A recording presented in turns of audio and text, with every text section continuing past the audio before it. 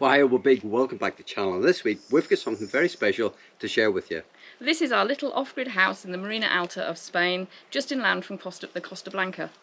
Now, we have been travelling full-time in our van, and we decided that if we're going to continue our travels, we wanted a base somewhere in Europe, so here we are.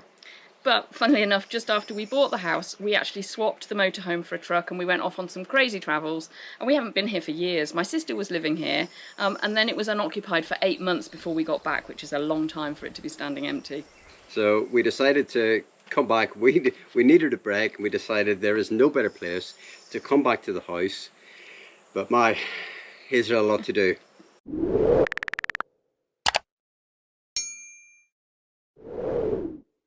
Well, we have literally just opened the gate, so we're going to give an idea of what we've come back to, and it's a bit crazy.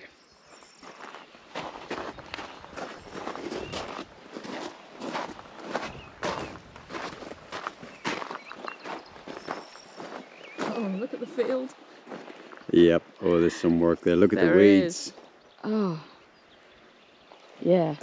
They've had quite a bit of rain, I think, this while we've been away, and everything's gone mad. But the roof's still on. Yeah, it's still standing. Oh, in terms of land management, I can feel the pain already. Yeah, there's a lot of work to do. Oh look, all the lavender's died here. Yeah. Huh. Some of it's okay on the other side. On the other side, yeah. The cherries are looking well. Right, I'll introduce you to my little Muller at some point. Wow. Oh, vine's doing well. Yeah. Oh, we'll have grapes this year. Okay. You know what though, Phil? It's so good to be home. So we're just out for a little walk. We're actually going up to check our water tank, and we'll go into all of this with the house, see how much water's left. We're just, you know, it's that time of year. It's spring. It's been very wet here. But look at the poppies. The wildflowers are just glorious. They are incredible. This is all cherry trees here. And this is actually all our land. We'll explain everything about it. But they're doing really well. Look at these, Phil. I used to pay for these sorts of things when we lived in the UK in the garden centre, and look at them, they're just growing wild and they're beautiful. Yeah, come on, onwards. Yeah. Yeah. I know Izzy's loving this. You're loving all the wildflowers. I just love the variety. And so many of them are the basics of what we put in the garden.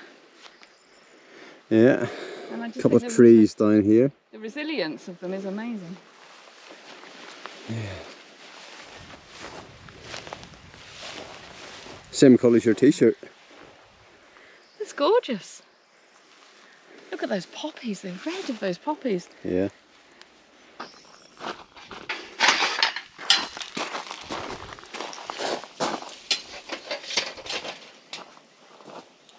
Well, will our trusty Hyundai start? I'll be gobsmacked if it does. The batteries are probably dead. It'll definitely start. It's just whether or not it needs a jump. Oh, I don't think so. No, flat battery.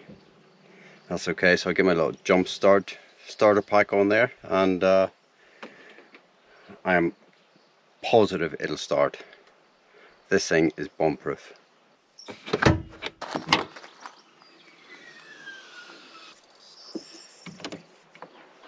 Right, let's try again.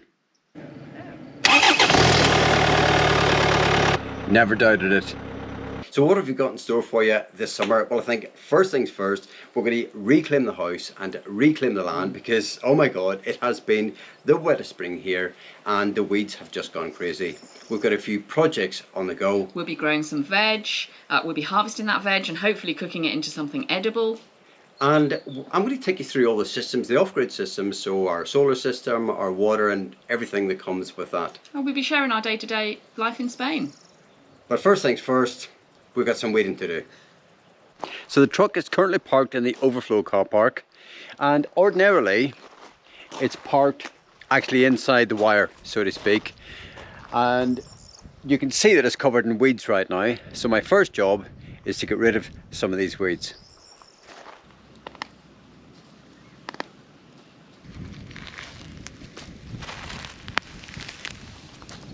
Well, I think it's fair to say there is quite a lot to do in terms of the weeds, but I don't mind it.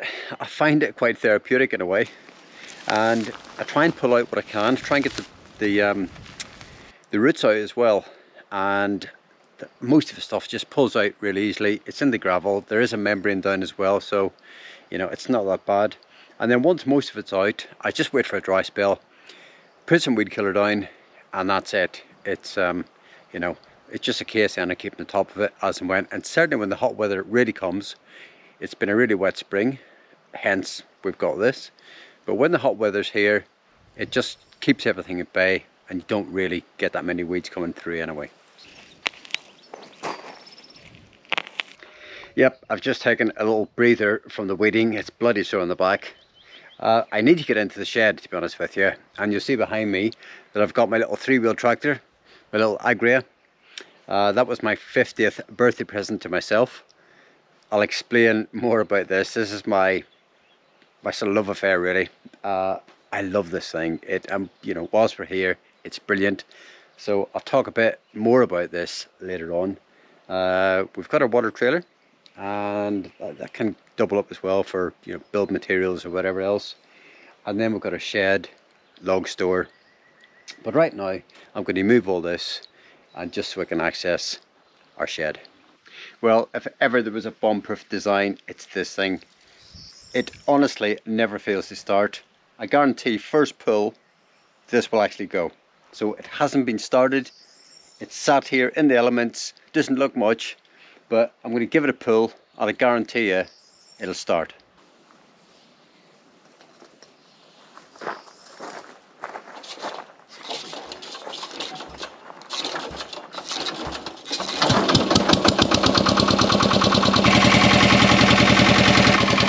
Every time.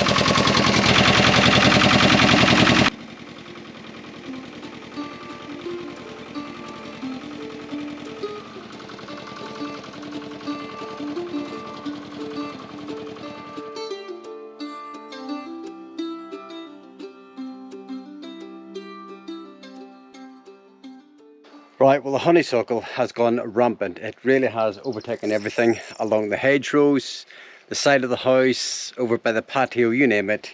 God, it's just, it obviously loves this environment. And if you don't keep on top of it, I mean, you know, there's a lovely plumbago, a bush in here, and it's just completely smothered it. So I've just really I'm using a set of hand shears at the moment, and I do have a petrol hedge trimmer, but I'm just trying to be sort of a bit careful at the minute, so a little bit of clipping with this. Case of sort of seeing the wood for the trees, really. And you know, the whole place needs doing, in fairness. I'm really looking forward to it. But right now, a little bit more.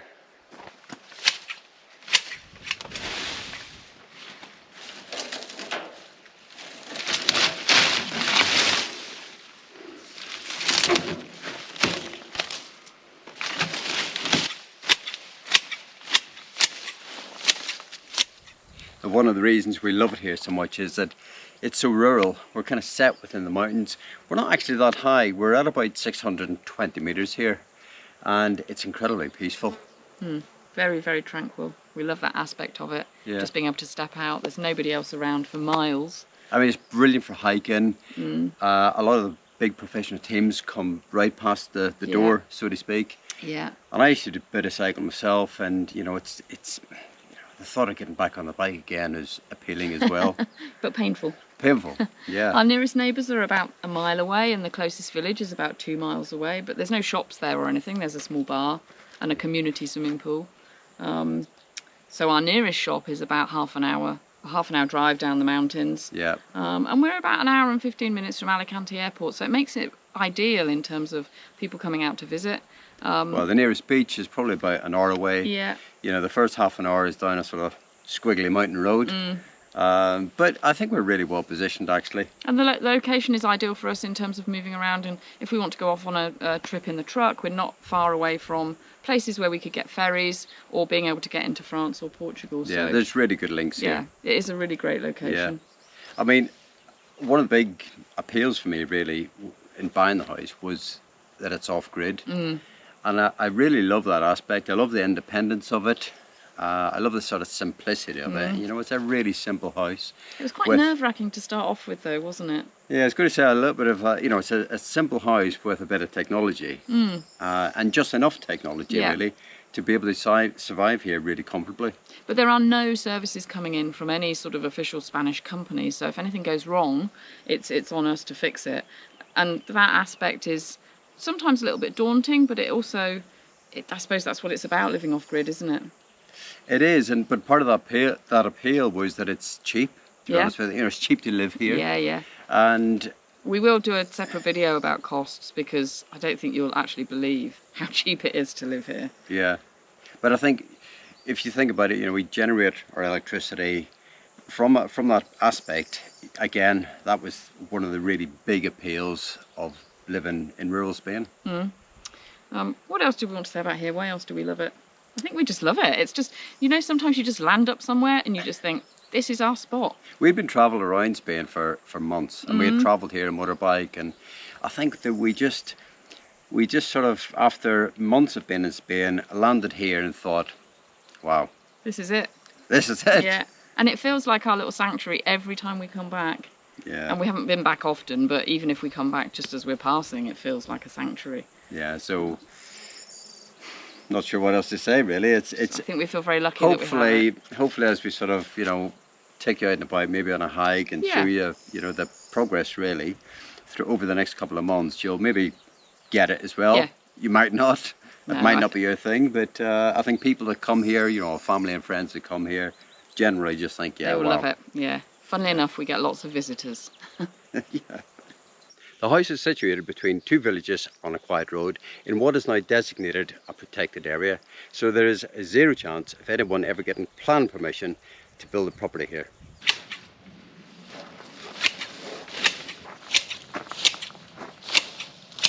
The house was first registered as a domestic property in 1970. It started life as a single room shelter, farm building. We're not quite sure of the origins, and it's been added to over the years. Well, there's a long way to go yet with the weeding, but it is a good start. I've got a little patch here. I'm going to get the truck in, and that's it.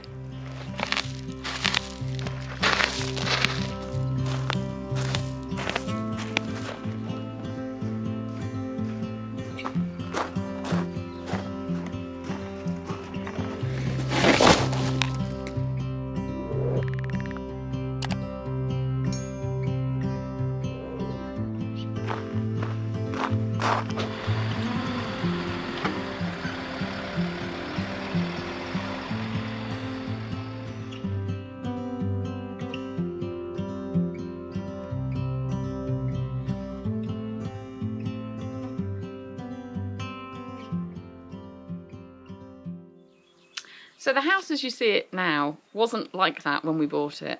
The patio, the outside cooking area, all of the planting, and some things inside as well have been done over the years, as and when we've been able to. We weren't YouTubing at the time, but we will show you more when we do the full house tour.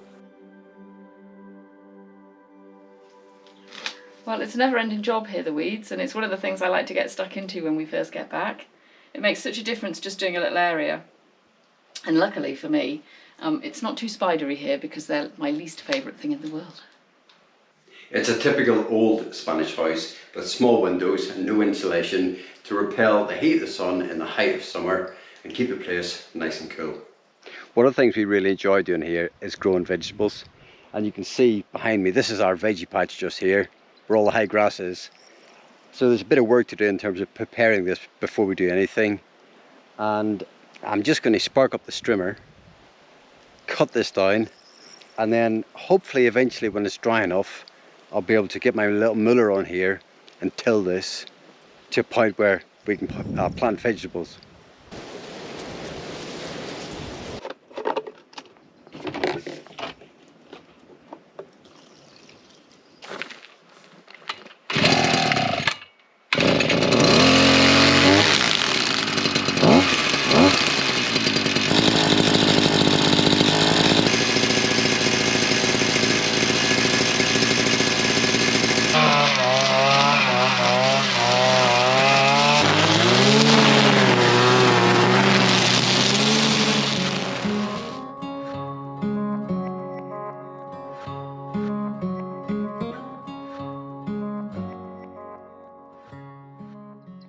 Well, I'm done with the strimming. I'm just going to rake it up, get rid of that, and then give him a little tractor and try tilling it. I think the ground's still a bit too wet, to be honest with you, but we'll give it a go, see how it performs.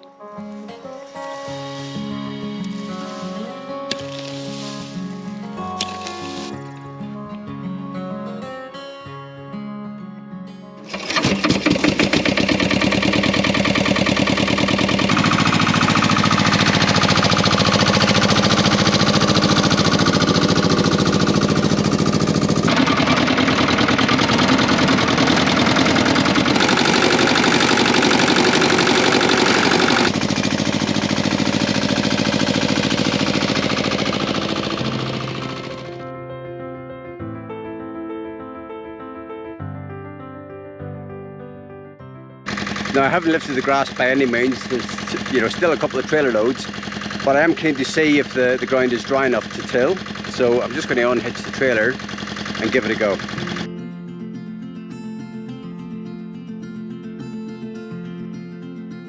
There we go. I've just clocked Izzy. Look at that. Made your cup of tea. 11 tis, thank you. I didn't make the biscuit, but No, that's okay. that's another day. There you go. How's it going? Yeah, it's going okay actually. It's a lot of work. I mean, it is hard work. Oh, it's going to be so lovely though when it's full of tomatoes and courgettes and... Yeah, it is. Right, let's have tea.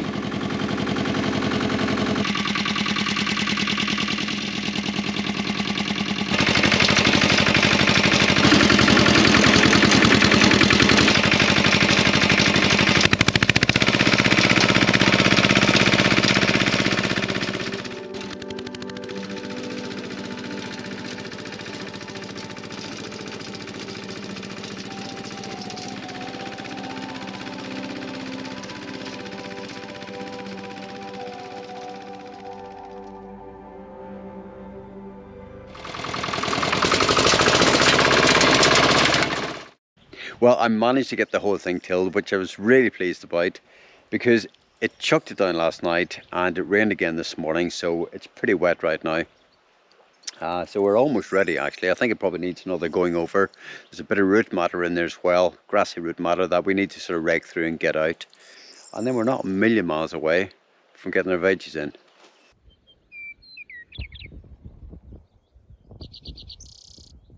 As well as olives, this particular region is really famous for growing cherries, and we'll delve into that a little bit more next week, as well as showing you the inside of the house, a bit more on the land management, and hopefully by then we'll get a few vegetables in as well.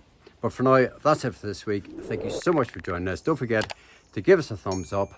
I think I'm going to go pull up the last of the weeds, have a couple of cherries, and maybe a glass of vino. Bye for now.